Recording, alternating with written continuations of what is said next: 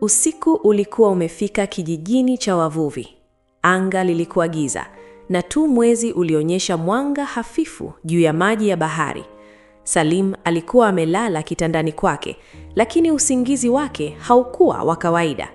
Macho yake yalikuwa yamefunika, lakini akili yake ilikuwa hai, ikizunguka ndani ya mawazo yenye picha zisizoelezeka. Ghafla alihisi mwili wake unapaa. Alijikuta akitazama mwanga mdogo unaong'aa kutoka kwa mkufu wake. Uso wake ulitazama juu na ghafla akamwona jini wa bahari yuko karibu naye, lakini sasa haikuwa baharini, bali ndani ya ndoto yake, sehemu ambayo hakuweza kuelewa kabisa. Mwanamke huyo aliinuka juu ya maji yaliyojengwa ndani ya ndoto, nywele zake zikielea kwa urahisi, huku tabasamu lake likitabasamu kwa siri. "Salim," alisema kwa sauti yenye utulivu, "leo nitakuonyesha sehemu ambayo wengi hawataona maisha yao yote." Salim alishtuka kidogo, lakini hakukimbia. Badala yake, aliketi karibu na jini huyo, macho yake yakiwa makali na moyo wake ukipiga kwa nguvu. "Ni wapi hii?" aliuliza huku akitazama kuzunguka. Ghafla, ndoto ilibadilika. Alijikuta akiruka juu ya bahari isiyo na mwisho. Maji yalikuwa yakichanganya rangi ya buluu na kijani kwa muundo wa ajabu. Samaki wakubwa na wadogo walielea kwa utulivu, huku baadhi yao wakipita kwa mwanga wa dhahabu unaotoka ndani ya kina. Zimeonekana nyumba ndogo za majini zenye milango midogo ya korali na milango ya miti ya baharini. Kila kitu kilikuwa kimetulia, lakini kwa nguvu isiyoelezeka, ikitoa hisia ya uzuri na hatari kwa wakati mmoja. Jini huyo alimtazama Salim kwa makini, macho yake yaking'aa. "Hii ni ndoto ya bahari," alisema. "Sehemu hii haina mipaka. Hapa ndipo siri ya majini inayoishi kwa miaka mingi. Na sasa umechaguliwa kuona hii kwa sababu wewe ni mvuvi wa bahari, mvuvi wa ajabu." Salim alishtuka kidogo.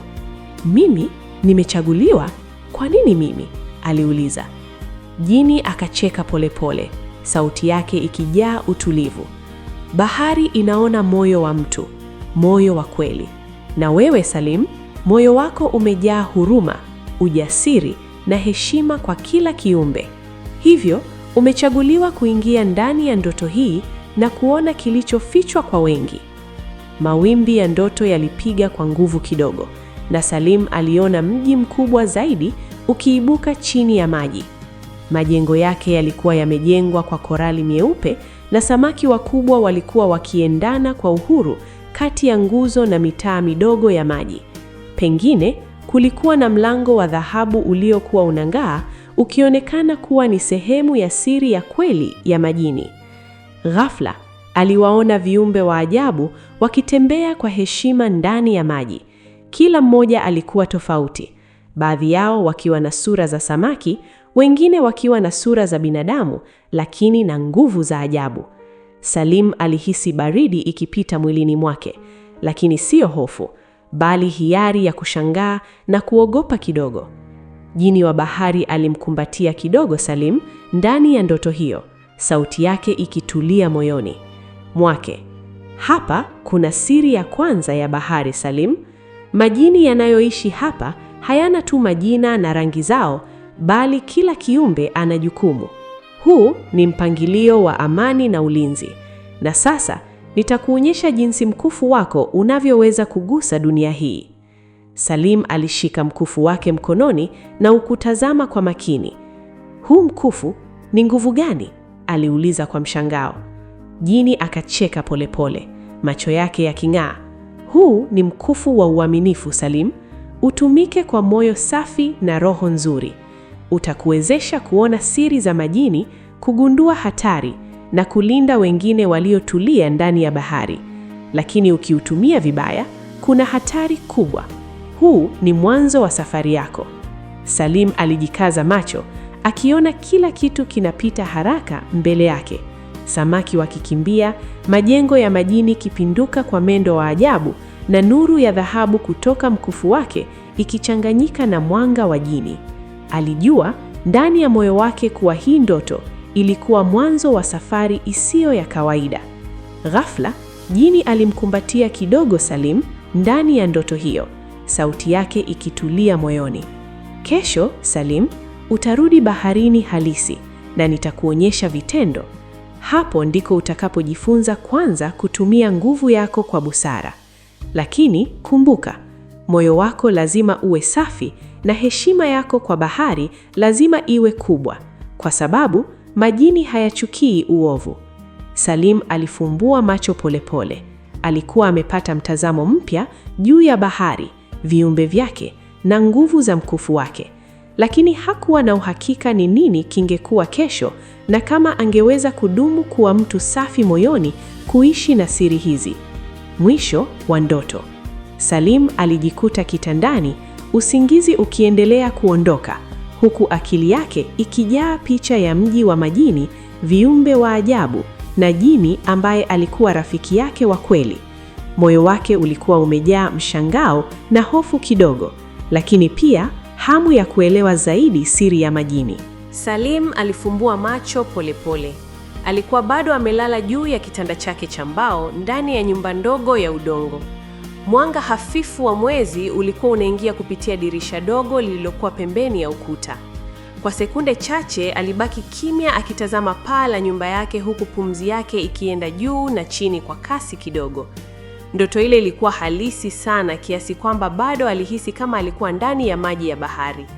Alinyanyua mkono wake polepole na kuushika mkufu uliokuwa shingoni mwake.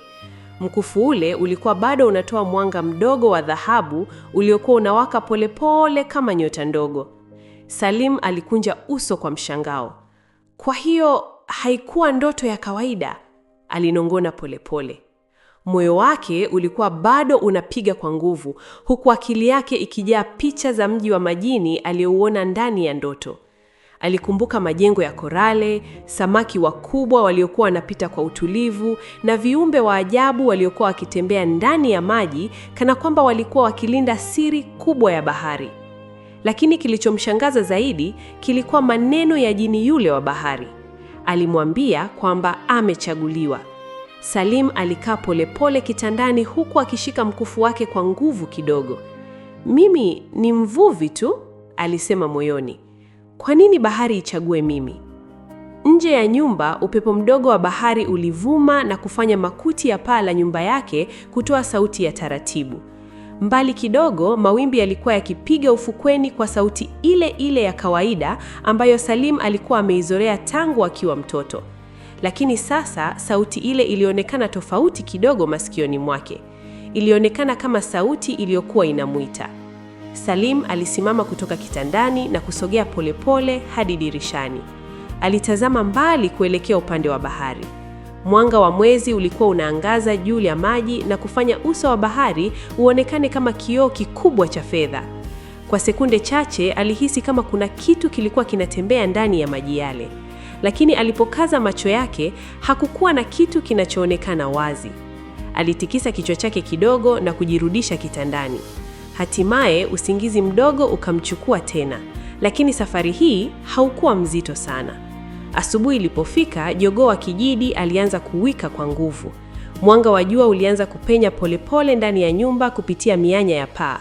Salim alifumbua macho yake tena.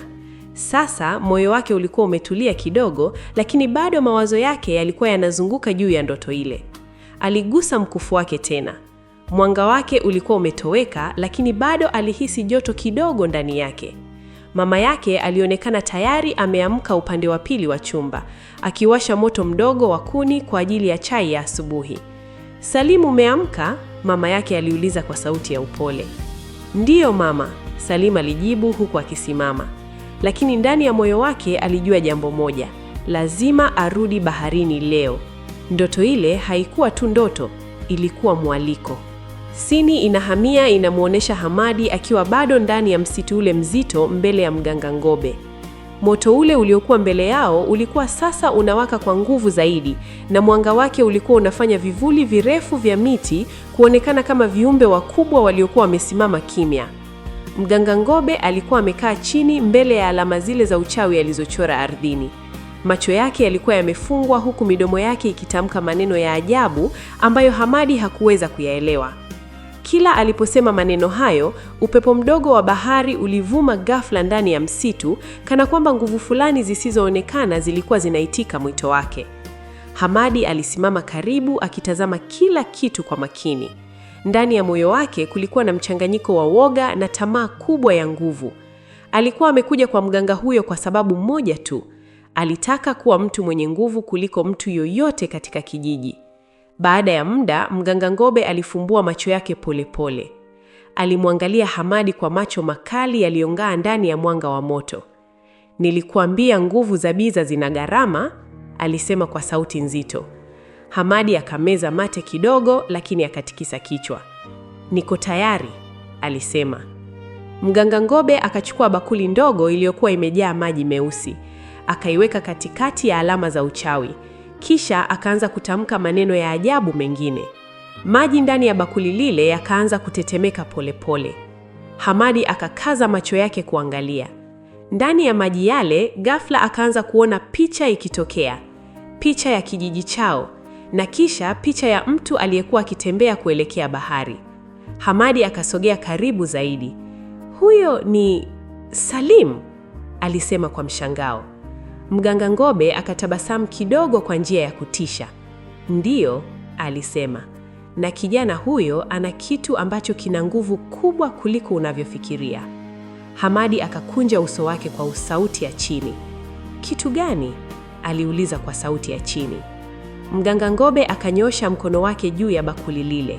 Ndani ya maji yale sasa kulionekana mwanga mdogo wa dhahabu uking'aa shingoni mwa Salim. Hamadi akavuta pumzi kwa mshangao. "Mkufu," alinong'ona. Mganga Ngobe akatikisa kichwa polepole. "Mkufu huo una nguvu za bahari," alisema.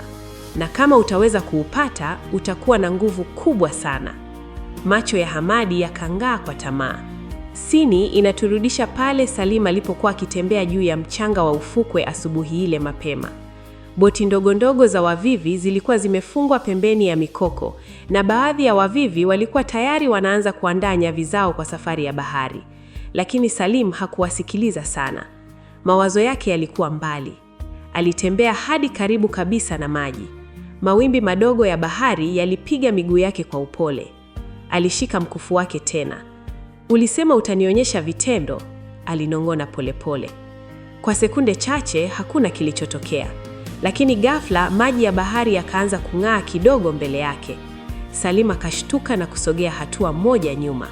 Ndani ya mwanga ule ule aliona umbo likitokea polepole kutoka ndani ya maji. Ilikuwa ni yule yule jini wa bahari aliyemuona ndani ya ndoto. Nywele zake zilikuwa zinaelea juu ya uso wa maji na macho yake yalikuwa yanang'aa kwa mwanga wa ajabu. Alimtazama Salim na kutabasamu. "Umerudi," alisema kwa sauti laini. Moyo wa Salim ulianza kupiga kwa nguvu tena, lakini safari hii haukuwa mzito sana. Asubuhi ilipofika, jogoo wa kijiji alianza kuwika kwa nguvu. Mwanga wa jua ulianza kupenya polepole ndani ya nyumba kupitia mianya ya paa. Salim alifumbua macho yake tena. Sasa moyo wake ulikuwa umetulia kidogo, lakini bado mawazo yake yalikuwa yanazunguka juu ya ndoto ile. Aligusa mkufu wake tena. Mwanga wake ulikuwa umetoweka, lakini bado alihisi joto kidogo ndani yake. Mama yake alionekana tayari ameamka upande wa pili wa chumba, akiwasha moto mdogo wa kuni kwa ajili ya chai ya asubuhi. "Salim, umeamka?" mama yake aliuliza kwa sauti ya upole. "Ndiyo mama," Salim alijibu huku akisimama. Lakini ndani ya moyo wake alijua jambo moja: lazima arudi baharini leo. Ndoto ile haikuwa tu ndoto, ilikuwa mwaliko. Sini inahamia inamuonesha Hamadi akiwa bado ndani ya msitu ule mzito mbele ya mganga Ngobe. Moto ule uliokuwa mbele yao ulikuwa sasa unawaka kwa nguvu zaidi, na mwanga wake ulikuwa unafanya vivuli virefu vya miti kuonekana kama viumbe wakubwa waliokuwa wamesimama kimya. Mganga Ngobe alikuwa amekaa chini mbele ya alama zile za uchawi alizochora ardhini. Macho yake yalikuwa yamefungwa huku midomo yake ikitamka maneno ya ajabu ambayo Hamadi hakuweza kuyaelewa. Kila aliposema maneno hayo, upepo mdogo wa bahari ulivuma ghafla ndani ya msitu, kana kwamba nguvu fulani zisizoonekana zilikuwa zinaitika mwito wake. Hamadi alisimama karibu akitazama kila kitu kwa makini. Ndani ya moyo wake kulikuwa na mchanganyiko wa woga na tamaa kubwa ya nguvu. Alikuwa amekuja kwa mganga huyo kwa sababu moja tu. Alitaka kuwa mtu mwenye nguvu kuliko mtu yoyote katika kijiji. Baada ya muda, mganga Ngobe alifumbua macho yake polepole. Alimwangalia Hamadi kwa macho makali yaliyong'aa ndani ya mwanga wa moto. "Nilikuambia nguvu za giza zina gharama," alisema kwa sauti nzito. Hamadi akameza mate kidogo, lakini akatikisa kichwa. "Niko tayari," alisema. Mganga Ngobe akachukua bakuli ndogo iliyokuwa imejaa maji meusi. Akaiweka katikati ya alama za uchawi. Kisha akaanza kutamka maneno ya ajabu mengine. Maji ndani ya bakuli lile yakaanza kutetemeka polepole. Hamadi akakaza macho yake kuangalia. Ndani ya maji yale, ghafla akaanza kuona picha ikitokea. Picha ya kijiji chao, na kisha picha ya mtu aliyekuwa akitembea kuelekea bahari. Hamadi akasogea karibu zaidi. "Huyo ni Salim," alisema kwa mshangao. Mganga Ngobe akatabasamu kidogo kwa njia ya kutisha. "Ndiyo," alisema. "Na kijana huyo ana kitu ambacho kina nguvu kubwa kuliko unavyofikiria." Hamadi akakunja uso wake kwa sauti ya chini. "Kitu gani?" aliuliza kwa sauti ya chini. Mganga Ngobe akanyoosha mkono wake juu ya bakuli lile. Ndani ya maji yale sasa kulionekana mwanga mdogo wa dhahabu uking'aa shingoni mwa Salim. Hamadi akavuta pumzi kwa mshangao. "Mkufu," alinong'ona. Mganga Ngobe akatikisha kichwa polepole. "Mkufu huo una nguvu za bahari," alisema. "Na kama utaweza kuupata, utakuwa na nguvu kubwa sana." Macho ya Hamadi yakang'aa kwa tamaa. Sini inaturudisha pale Salim alipokuwa akitembea juu ya mchanga wa ufukwe asubuhi ile mapema. Boti ndogo ndogo za wavivi zilikuwa zimefungwa pembeni ya mikoko, na baadhi ya wavivi walikuwa tayari wanaanza kuandaa nyavi zao kwa safari ya